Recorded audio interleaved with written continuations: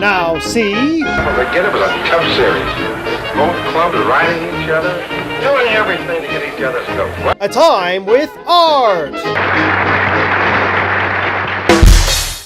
Good. Welcome to A Time with Art. I'm Art Chalice, and today my guest is Scott Phillips, who hails from Lincoln County, Nevada. True. And we're going to talk about a little bit about the history of Lincoln County, but I'll remind you that this is live on YouTube and will be on my my whatever you call it, you know, my my channel eventually. Anyway, I've been trying to get Scott to come, and his schedule, even though he's semi-retired, right? Yeah, semi. He still has so much to do being a city councilman in Cedar City. So, Scott, welcome to the show. Thank you, Art. It's great to be here, and I'm sorry that we've had to reschedule a few times, but hey, it's going to work. It's going to work. We're here now. We are. Well, we can go back a long time. We can. My father-in-law and your dad were classmates at Lincoln County High School over in Panaca, Nevada. Indeed, they were. Yes, we were talking about that before we started. And they graduated in 1943 or 1941. Yes. Okay, so he was a sophomore when he made the shot heard round Lincoln County, anyway. Yeah, that's right. Wow. It was their first state basketball championship in the school's history, and it was a big deal back then. My dad would talk about it quite a bit before his passing, and very proud of that. And then his son, my brother, got the second one, let's see, 41, 81, probably about 50 years. Maybe 60. Yeah, it was in the 90s, late 80s, early 90s before they got the second one. And then he had about 6 consecutive wins. He was a very strong coach out there for their basketball program, did very well. That's right. Yeah, and his wife was a big athlete here at SUSC back in the day, Cheryl Erod. She's in the Hall of Fame women's out there. Basketball. Yep. Yeah. And then she's been coaching at Lincoln County. Yeah, she's been working at Cyril Bastion High School out there. That's this high school there at the Nevada Training Center, the boys and girls school out there that's for troubled teens. They have a high school out there, and she taught there for years. She's now retired, so yeah. Yeah, I've tried to figure this out, Art. I think it's been about 52 years or something since we've known each other? 74 till 26. Yeah. Good math. Quite a long time. How'd you do in math in school? I did okay, but it was not my forte. Me either. That's why we got into what we did. Exactly. Well, Scott came here in '74, and then. Well, that's when I started working for the Shakespeare Festival. In '71, you came I came to here school. in '71. There were 1,800 students on campus, and the goal was to get it to 2,000. That's what we were pushing for. And now look at it now. I watched this. I see what's happened to the university.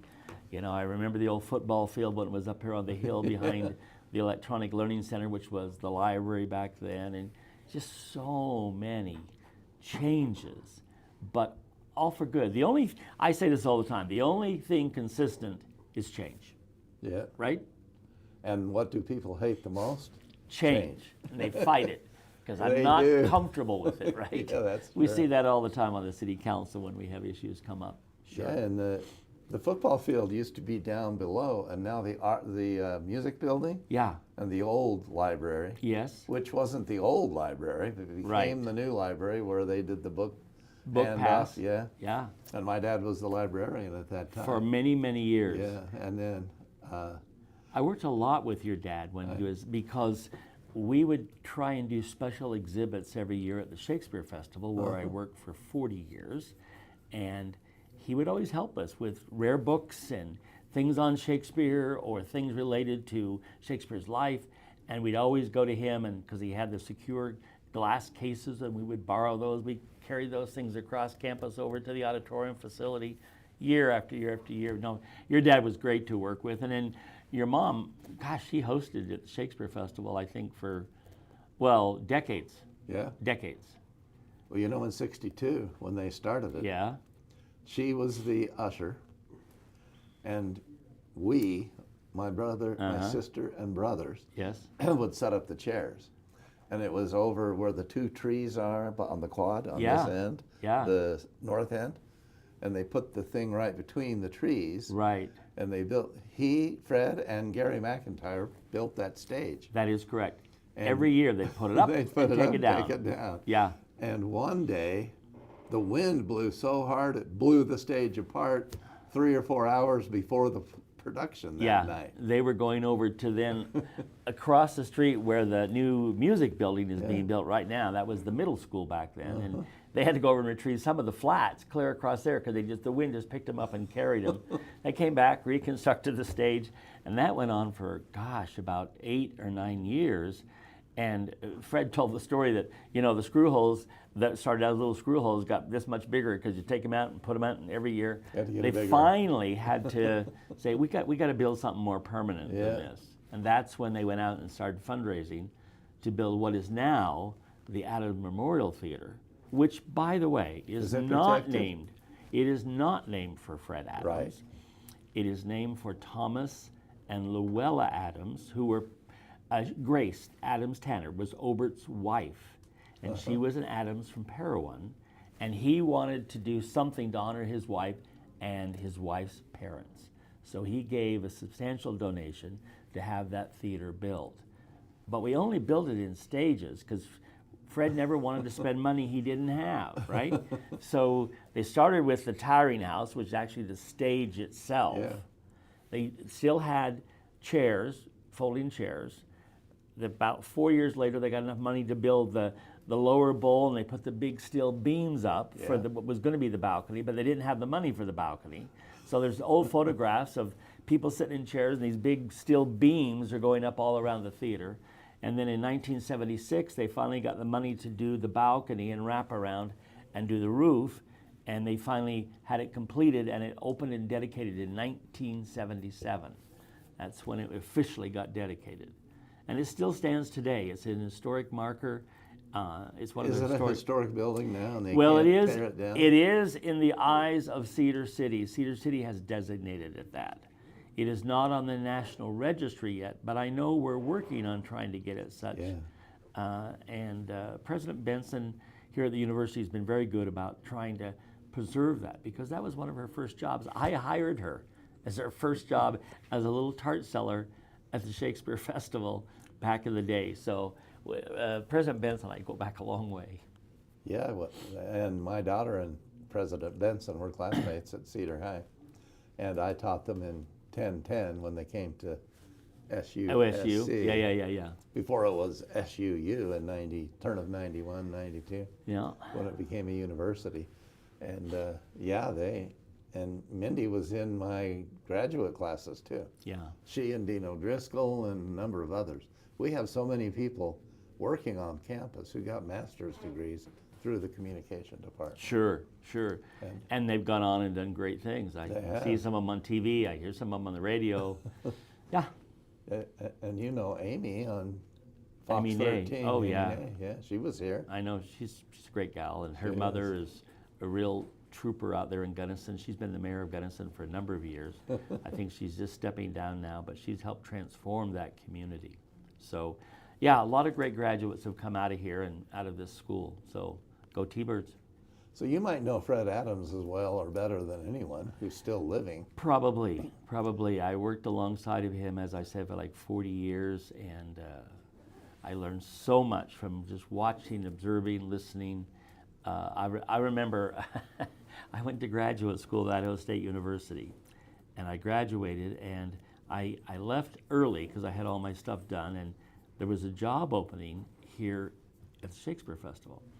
And it was the first full-time position the festival ever had, because Fred was here, but he worked part-time because he was also a professor. Right. Gary McIntyre, who was the scenic designer and teacher at the university, he did all the scenery and different things for Shakespeare.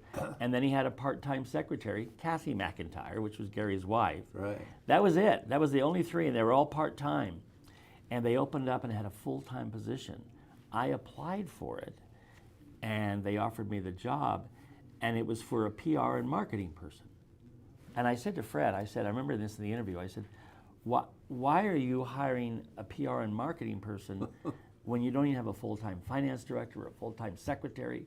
And he said, because your image and your brand is the most important thing. And if you can sell people and tell them how great it is, they will come and we will produce to that level. So I thought, pretty smart idea. So I accepted that position in 1977, right out of graduate school. And I've been here for 40 years. I retired in 2017 on the same day. But I remember I came here on March 1st of 1977, and 3 days later, Fred had scheduled a trip to New York City. We were auditioning actors and different things, and he wanted me to go with him to New York City to see the process.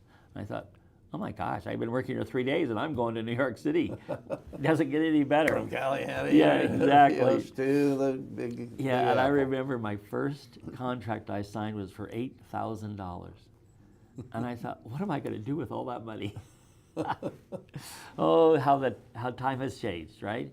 But it's been a tremendous ride, and I learned so much from Fred and all the other great artists that came and worked at the festival. So we sort of transitioned from this little Adams Theater that then was not even quite complete. That was the first year that summer. And we did 3 Shakespeare plays. That was it. Right. We ran from like the second week of July through the second week of August, 4 weeks. That was it. At that time. At that time. And then we expanded, and then we expanded. And we kept going later and later into August till we got up to Labor Day weekend. And we kind of had to stop then because students had to get back into school. We lost all of our sort of ushers and tart sellers and stuff because they were back in public schools. Yeah. And then when Jerry Sherritt came here in 1982 to become the new president of then SUSC before it became SUU, he said, Fred, Scott, you guys are thinking too small. Why don't we do more than just Shakespeare? Because we were selling out. We were putting extra chairs in the theater to get people into the plays. Right. And I'm sure right now the fire marshal would probably not have it today, right? But so we did a survey. We did a huge survey. We got some seed money from the state of Utah. And we said, if we offered other things like different kinds of plays and musicals, would you come? And at the same time, Jerry Sherritt was trying to get the American Folk Ballet to relocate here from Pasadena, where Birch Man went, and they did. Right. And so he thought, if I could create this sort of cultural mecca on campus, it's going to bring people here. They're going to see how beautiful this campus is, and it's going to help us with enrollment, donor base, etc., which I think it did. Yeah. So we definitely did. found out that people wanted to do more and would if we built more. So we went after and we got funding, a large part of it from the state of Utah, to help build the Randall Jones Theater. And then we raised another $2.5 million beyond what we got. And we built that facility, and it opened in 1989. Yeah. And then that basically doubled what we were doing. We were doing 3 shows in the Randall and 3 over here. Well, those first 2 or 3 years, we always said this was going to be the Shakespeare of other lands. We were going to do Chekhov and Ibsen and Moliere and Oscar Wilde and all these great playwrights. We had a hard time getting people to come to that theater. I remember a production of Glass Menagerie that we did the very first year. Megan Cole played Amanda, and she was amazing. But one night we had 40 people in the audience. Fred went downstairs and he was apologizing to the actors. I'm so sorry, there's only 40 people in the audience tonight. I wish we could do more. And Megan, being the pro that she was, she said, yes, but Fred, that is 40 more people that get to see this magnificent play. Yep. And so it was very slow. And then finally in 1995, we did a musical. We said, well, let's do a musical in here. And Fred starred in it. It was a funny thing happened on the way to the Forum. And all of a sudden it opened up and people started to come to the Randall. And so it really took off. And then we started to say, we can do more. So in 1999, we added the fall season into the mix, going into September and October. Weren't you in that production? A funny thing happened on the way to the forum. No, I wasn't in it. I was an understudy for it. People kept thinking I was in. I'd have Well, people I come think to me all your the time. picture was on the program. No, I don't. And Brian Vaughn and Fred And Peter Sham. and Peter Sham was in it. No. And It just looks like me. Brian Humphreys. Brian Humphreys. It Everybody looks like would come up to me after seeing the show and said, "Oh, you did so good in the play. I loved you in the play." And I got embarrassed, and finally I just said, "Well, thank you. Thank you very much." Thank you. Because I wanted to say, "No, it wasn't me," and Thank then you they'd very feel much. bad, right? So I just, "Well, thank you. Thank you very much." Yeah, and so we did the fall season, which has carried on, and now we go into October. But then in about, I guess it was 2002, Fred was starting to think of more things, and he and I said, what else can we do? How else can we expand this? Yeah. And we decided to create this Shakespeare Center. Well, it took us, 20 years almost to get the I funding. remember when we had the dedication of it. Yep, indeed. And put chairs up all around it. And believe it or not, this is the 65th anniversary of the Shakespeare Festival, and it's the 10th anniversary of the Beverly Taylor Sorensen Center for the Arts. It's been open 10 years. It's hard for me to even fathom that. Wow, that's crazy. So they're going to have all kinds of celebrations this summer as part of that. And so, I was there 40 years. It was a remarkable career. I had a fantastic time. And I decided then in 2017 to retire. And I thought, now what am I going to do, right? Yeah, well, Sherritt retired, and then he became the mayor. Correct. You retired. And I got on the elected to city council. Yeah. And I've been fortunate 2 different times to be re-elected by the citizens of Cedar City. And I find it really challenging and invigorating. People say, do you enjoy it? I don't know if enjoy is the right word, but I do find the process of government and how government functions to be so interesting. For years, Fred and I had been to the legislature trying to get funding for different programs and things. So I kind of understood how that worked a little bit. And I think it's been to the benefit, perhaps, to the city that I had some of that background. I think it's helped us in some ways, as we move forward. So yeah, I've been on the city council now. I just was reelected last year. And so I've got 3.5 more years to go. Well, when Sherritt left, my understanding is that the state told him he couldn't work past 65. Yeah, it was a And state that law. has since changed that. Right. But at that time, so he left, but didn't wait very long. No. Yeah. He was not subtle at all about his love for Cedar City Yeah. and his passion for it. Well, he 'cause grew up here. He grew up here, and he was a yell leader at Cedar High School and all kinds of things. So he wanted to elevate the community. And one of his favorite words, if you remember, it was classy. We can do this and we can do this and it'll be really classy. He loved the word classy. But he did. He was the one that was behind the idea of creating the statues on our main street. He was responsible to help get the new airport terminal built back in 2000. He got the library in the park built, the new library when they left the old location. He was responsible for a lot of things. And he coined the phrase Festival City USA. Yeah. Prior to that, now people may not know this, but in 1984, when Harold Hiskey was serving on the city council in Cedar City, the iron mines had just closed in '82, and there was a real downturn in the economy. The economy was. It was bottom of the barrel. I was trying to sell advertising on the radio back Good luck. then. Yeah, and that was not easy. And Harold said, look, we need to do something. We need to brand our city. We need to make sure we've got so many amazing things here. So he's the one that sort of coined the phrase Festival City, which this council adopted.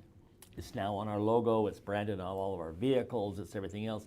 And then Jerry added Festival City USA, trying to make it bigger, grander, more classy. And it's just gone on from there. So that's kind of how the city got the moniker of Festival City. Right. And when Fred started it back in 1962, it was all about the national parks. And Yes. a lot of people are coming here on buses.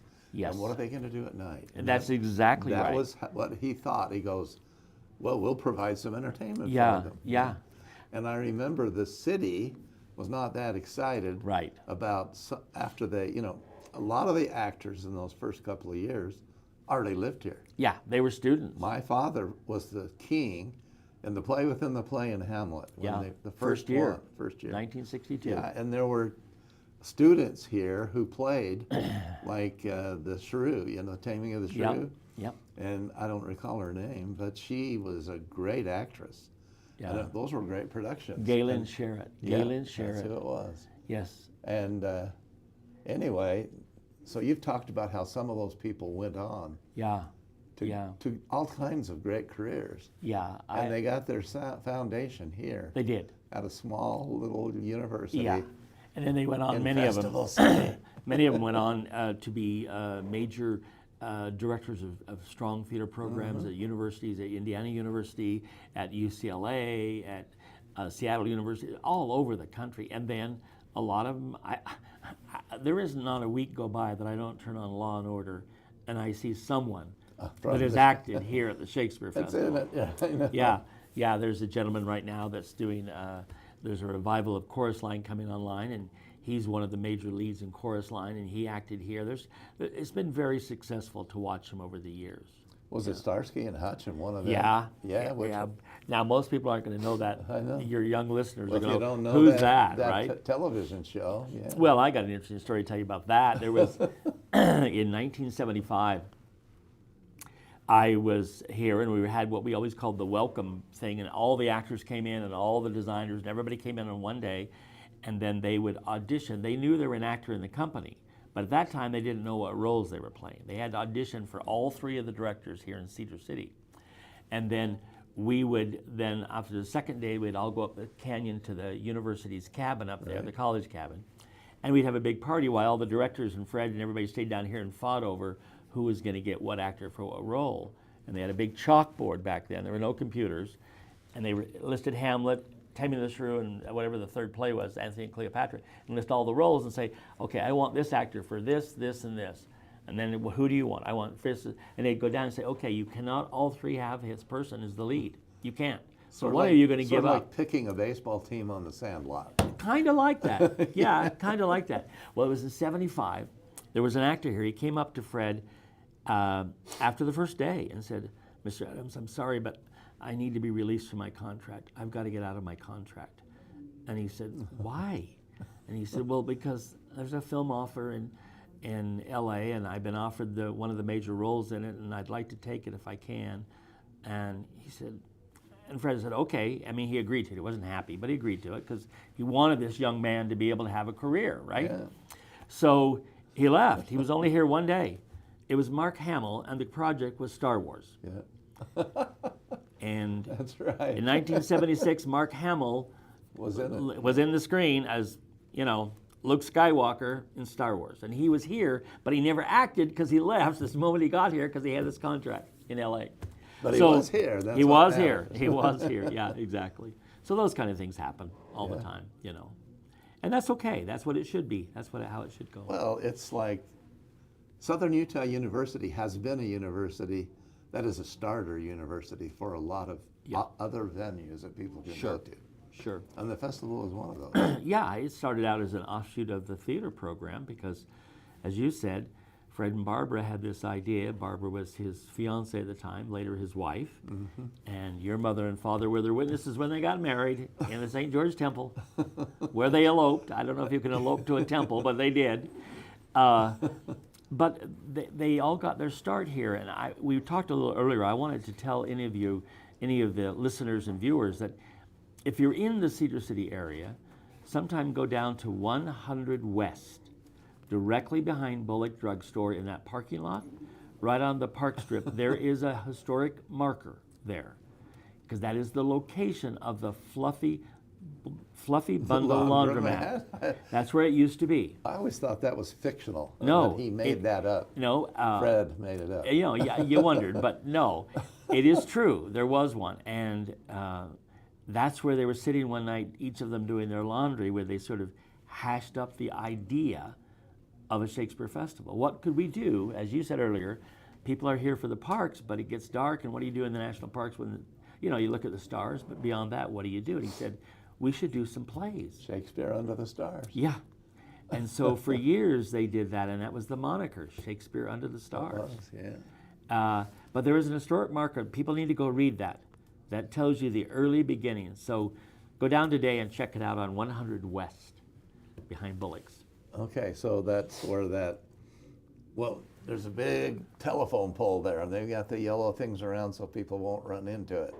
And it's got all kinds of scars on it.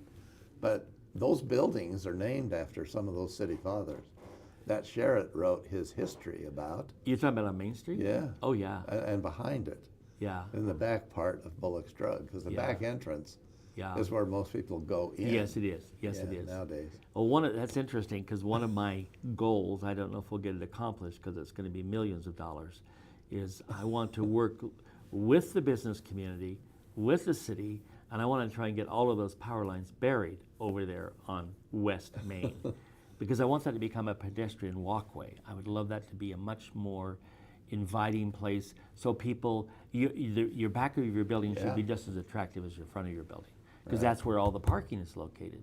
And that is the entrance most of them take. So that's interesting. That's one of my dreams that I really want to try and work on. So we haven't talked much about your Cedar City councilman job and Yeah. memories. What's one of the projects that was most difficult for you, maybe, and then one that you enjoyed Oh my really gosh, doing? so many, right? Well, yeah, it's been what, 8 years? Yeah, one of the things I think I've enjoyed the most was in 2023, we celebrated the centennial arrival of the railroad into Cedar City. It came here in 1923, and that changed the city forever. And the president rode the train. Yeah, President Warren G. Harding. Yeah. And so we commemorated, we had a month-long celebration of activity. We brought a toy train in, we gave train rides, we had recreation of President Harding's arrival, we did a mayor's gala and ball. Right. Everything was railroad themed, and it really brought the Union Pacific people out. All of the people that used to be in the parks? Yeah, the Utah parks and all the gear jammers and everything, and they told stories about what it was like.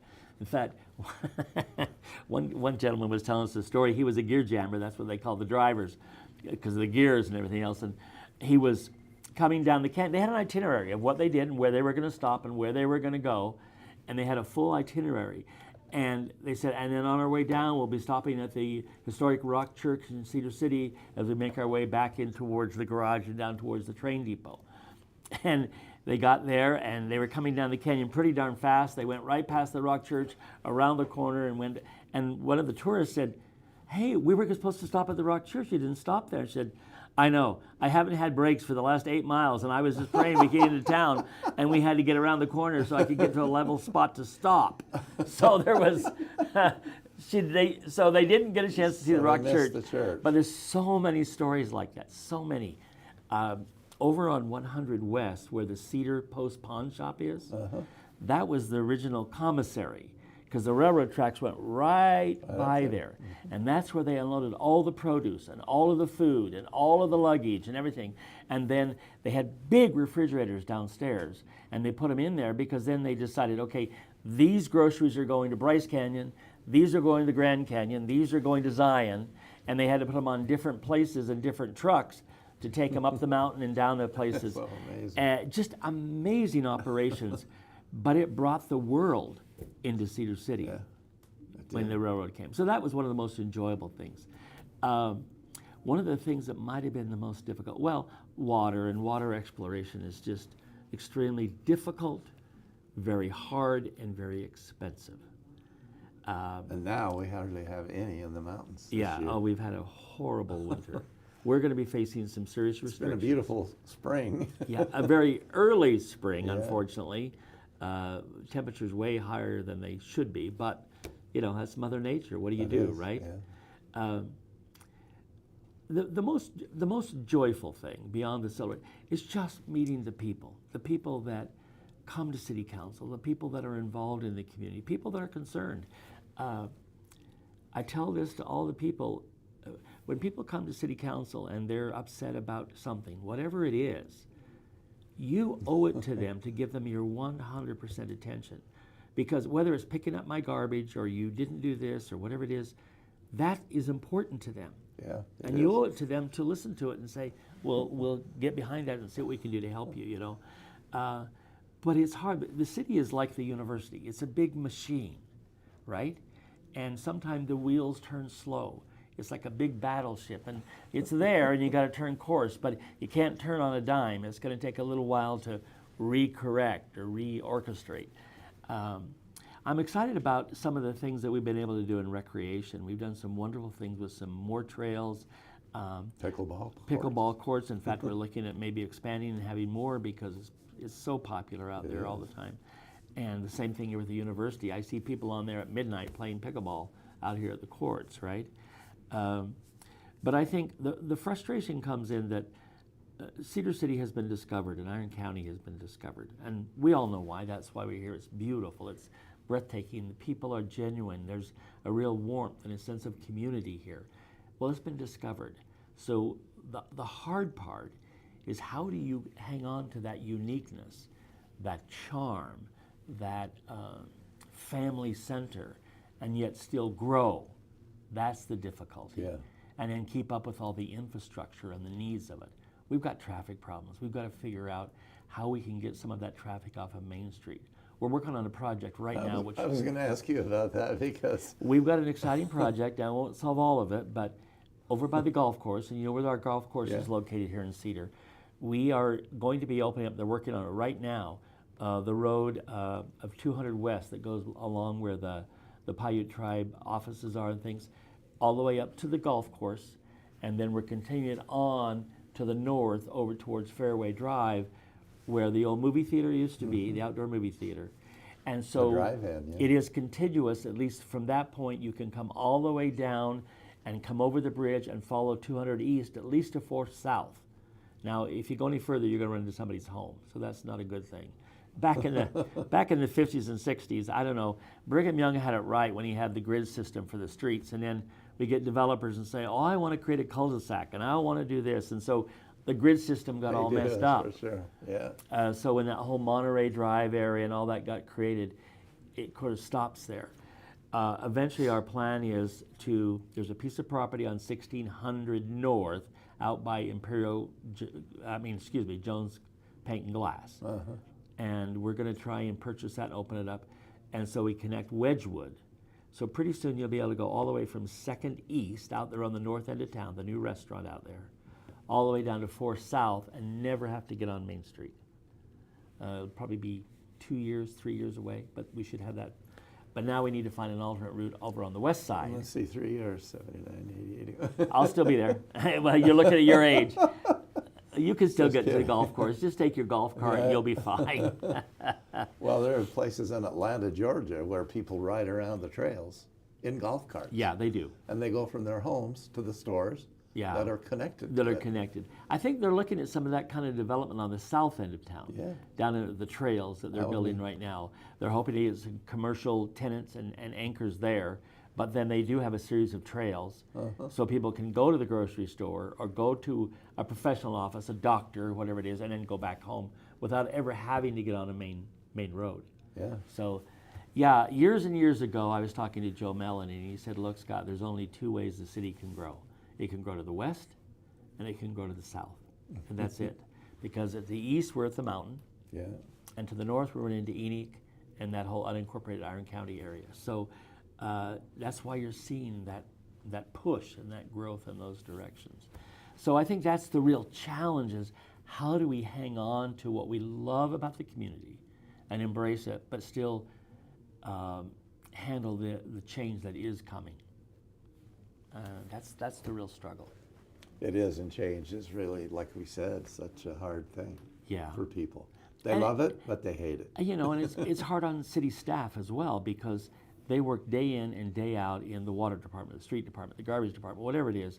And every 4 years, things all change. There's a new mayor, there's new city council members. They have different priorities, and they go, well, gosh, who's my boss now, and what am I listening to now, right?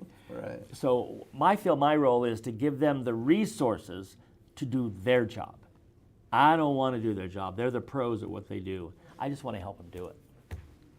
So. Well, I noticed they're doing some changes at the cemetery. They are. Putting in some different roads, making it a little more accessible for the community. Exactly. Well, part of the problem stems from infrastructure. The irrigation system there is over 65 years old, and so it's all the same. Oh, and so that if still it's works. connected, if a pipe breaks over here and they have to fix it, they had to turn off the entire water system. So the entire cemetery wasn't getting watered for this problem over here. This is now the third phase of a continuous phase. Well, I think there's going to be 6, where they'll have an all new irrigation system, all new timing in there. So if something breaks over here, you don't have to turn everything else off. And in that process, they're improving the roads, they're putting in curb and gutter, doing some landscaping. Unfortunately, to my distress, much of the big old trees are right in the way. Now they're planting new ones, but we're going to lose some of those big trees, and it just distresses me. For that road project that yeah, you're talking about. yeah. Well, that's what happens. But it is, and in a few years, next generations, they'll have beautiful spots, hopefully. I've told them, though, I said, we have a lot of single plots in the cemetery that just will never sell. You know, there's lots here and there's lots here, but there's a single right here. I said, plant a tree right there. Doesn't have to be right next to the road. Put it out here in the middle. So that's what we're working on right now. And some of the new part has very little trees. Yeah. Not many. I know. Across the street there. Yeah. Yeah, but growth is growth. Well, it's been a lot of fun. I need to show everyone this book you brought today. Do I have that up, Rob, so you can see it? Yeah.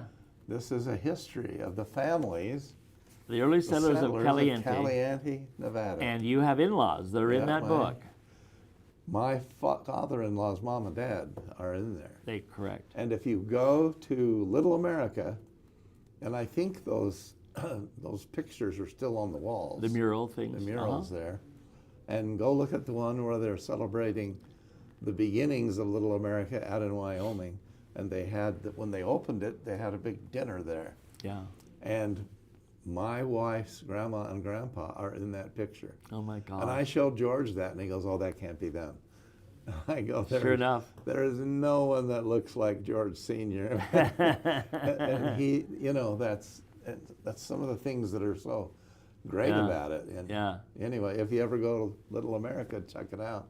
Your father-in-law and my father played basketball together. Yep. Yeah. In fact, my dad came here in 1941 to SUU, and he played in what was then the gymnasium, which is now above where the which is where the Great Hall is. Yeah.